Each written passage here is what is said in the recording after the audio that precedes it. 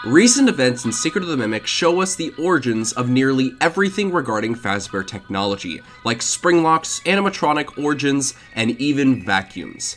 But there's obviously one thing he made that was absolutely revolutionary: voice mimic. But why exactly is this so revolutionary for the FNAF series? Well, great question, and this is what I plan on getting into today.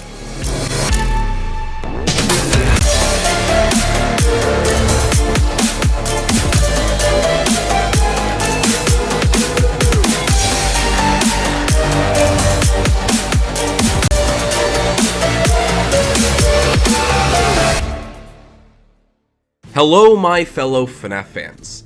So as you guys may know, Secret of the Mimic has a lot of interesting new mysteries that allow us to speculate on both the past and future games. But this is specifically one that I've seen very few people address, and I think it has huge ramifications both for the main series and the future game that will soon be coming out.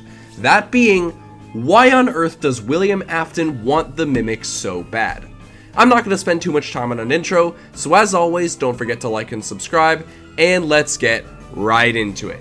For those who don't know of what happens in the events of Secret of the Mimic, Fazbear Entertainment, run by William and Henry, have basically been screwing over Edwin by giving him multiple contracting items for him to fulfill, which includes the creation of plenty of different things we see all throughout the series.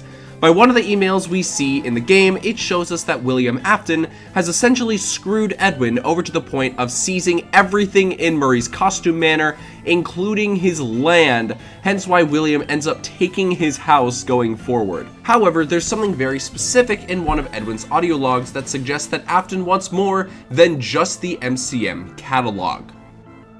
Project update. I figured it out. There's a leak. Someone told them about M2. Well, they can't have it. Every copy has failed. I don't even know why it worked the first time, but it did. It's just not ready. If you're listening to the audio logs, the they is always William and Henry, due to the fact that they are using Edwin as a contractor for pretty much anything they want. This is how they screw Edwin over. They keep giving him new designs right when he's near finished, but legally this causes him to fall behind, presumably without Edwin knowing, hence why William is able to scam him and seize his assets legally due to the contract. Yes, William Afton is really evil. Who knew? Now, even though Fazbear Entertainment has seized everything in MCM, they're still actively sending in technicians to try and retrieve the Mimic for themselves before they send in everyone else. They know there is an aggressive endo on the loose here, hence why they send in other people before they retrieve the MCM assets. And of course, not every MCM asset survives due to the fire, hence why we never see most of the suits again, like Swing Bee, Sharpay, Hedgehog Hudgie, the Mycelium Men, and plenty others. However, we do see the Mimic again. This is likely for a few reasons. If the fire ending is the true ending, all they need to do is capture and trap the Mimic after he leaves MCM, and the Mix's machine is still underneath the building. M1 and M2 are both seized eventually, hence why they both show up in later parts of the timeline. Now, even though this answers the how, it doesn't answer the why. And I think this why is extremely important. Recently, the composer for most of the music in Five Nights at Freddy's, Leon Riskin, is giving us a bunch of small teasers for the upcoming FNAF game, which most fans are naming as a placeholder, Abyss. If you are not caught up, everything is teasing a return to Circus Baby's entertainment and rentals. I would explain everything that Riskin has recently posted, but to summarize, here are some things that are massively important for this next game. The first is this teaser with the title Elevators Can't Be Trusted, wherein the hashtags give us the name Betty Lou Oliver. This woman, Betty Lou Oliver, is known for surviving the most stories in an elevator crash in recorded history. In 1945, this woman survived a whopping 75 stories down a shaft in the Empire State Building, showing severe injuries, however ending up surviving and recovering. What does this imply? Well, that my proposal in my last theory was wrong. The Scooper ending is most definitely not canon after this. The elevator ending is, and Cassie survived this fall. The other is, well, the fact that Leon Riskin is posting full versions of a bunch of sister location music: Demolition Inevitable, The Forbidden Nocturne, and Venta Black, with this weirdo tease of The Forbidden Nocturne featuring the FNAF World dungeon theme, and the tease of Demolition Inevitable featuring Scorched Cranberries, aka the ending theme of Help Wanted 2.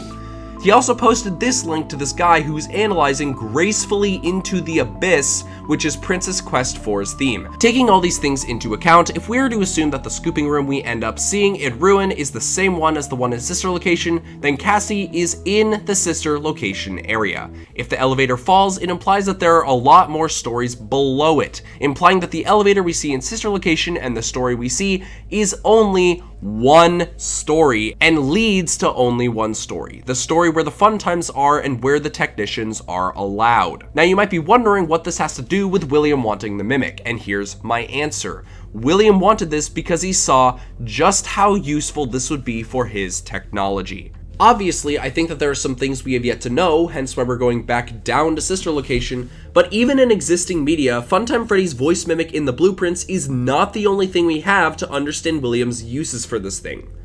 First, let's talk about Ennard and his use of Elizabeth's voice. Now, one might think I'm being absolutely crazy that I think Ennard's use of voice mimic for Elizabeth isn't actually Elizabeth's original voice herself, but hear me out. In Secret of the Mimic, we see him mimic David, but of lines that are actually Edwin's. Stop. You're not him. You're not. Stop sounding like him. Stop. You're not him. You're not. Stop sounding like him. Now, if you believe in Will Plush, like me, notice William's line, "I'm still here." Where else does this show up? Everything is okay. I'm still here. What you'll notice is that when Elizabeth speaks post Ennard, she never speaks with her actual voice. She only ever speaks through Circus Baby. You played right into our hands. Knowing this, it actually helps us explain a lot of FNAF 4. One of the biggest issues people have had with the Fredbear plush in 4 is the fact that the text colors are different for Fredbear in most of the game compared to his text color when Bite Victim is on his deathbed, where Afton is actually speaking. Well, we now have an answer. William is using the Mimic program for the Fredbear plushies, either mimicking his own voice or another, to try and keep him contained while he's at work. You'll notice a huge issue for Will Plush if you actually play the minigames of FNAF 4. The Fredbear plush continues to speak even when we know that Afton is working at Fredbear's Family Diner. I made a joke with one of my friends that William is basically saying to the employee, "Yo, give me a sec, I gotta speak through a plushie real quick to psychologically manipulate my child. I'll be right back." Alright, I'm done. What were we up to? Obviously, this is silly, and knowing how advanced the Mimic actually is for this early in the timeline, this isn't merely recording voice lines and playing it back. This is to replicate his voice and allow the Mimic program to be used in specific scenarios to keep his child occupied.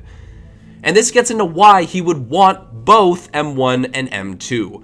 According to the secret ending of Secret of the Mimic, we actually know how we can get M2 to stop being aggressive. The baseline for M2's Mimic is still David. You just need to have him remember it, presumably by putting his toys away and telling him a bedtime story.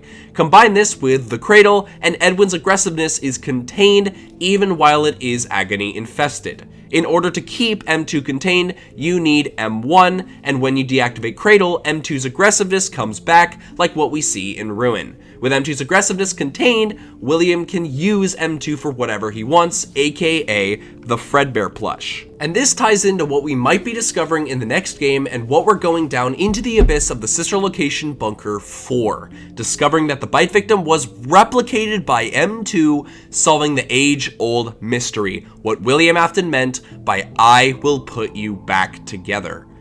This leads me into the last Leon Riskin post I want to point out, the one that came out a day before the script. After everything Sister Location that Riskin has posted, he posted this, a song from royalty-free video game music that he created. However, in the hashtags, he pointed out this, a man named Michael Faherty, Dicyanoacetylene, also known as carbon subnitride, and beware of smoking cyclists. In reality, this man is someone who died by spontaneous combustion on December 22nd, 2010. This man was found in his house dead with a severely burned internal body, however with no indication of what actually started the fire. This helps us understand why Riskin posed Dicyanoacetylene in the post. Apparently, this is one of, if not the most combustible flames imaginable, and it can reach nearly 9,000 degrees Fahrenheit and can even burn in nitrogen, which almost no other natural flame can do. So what exactly does this imply? Well, let's consider what we've been teased nearly everything about with sister location related in Riskin's post, and let's apply it to the only character that this makes sense for, Michael Afton. Michael's body, as we know, has remnant in it, which according to the blueprints of FNAF 6 show us that overheating likely neutralizes the effects. While it doesn't say it neutralizes the spirits, considering they need to be let on by some other supernatural force, why would it neutralize the effects specifically? Well, carbon subnitride needs to be kept at a low temperature, otherwise it will combust. Likewise, if remnant is not kept at a low enough temperature, it too will combust. So finally, what about being aware of smoking cyclists? It seems to be saying that even though Michael's internal organs essentially caught on fire due to remnant being combustible, he was able to escape, get on a bicycle, and leave FNAF 6. Granted, this is only one interpretation of this post, but let's go with it for now. I should be dead, but I'm not. If this implies that Michael is still alive, then this would confirm what I said in my other theory. Michael is alive and is going down to retrieve Cassie in the next game. But if William is trying to replicate the bite victim with mimic technology, like Edwin was trying to do with David and Fiona, then Michael is going down and seeing the things that his father is doing, trying to replicate his younger brother. But what about what we saw with Ennard? After all, why is it using the Elizabeth voice mechanism? Well, who says that we're stopping at the bite victim?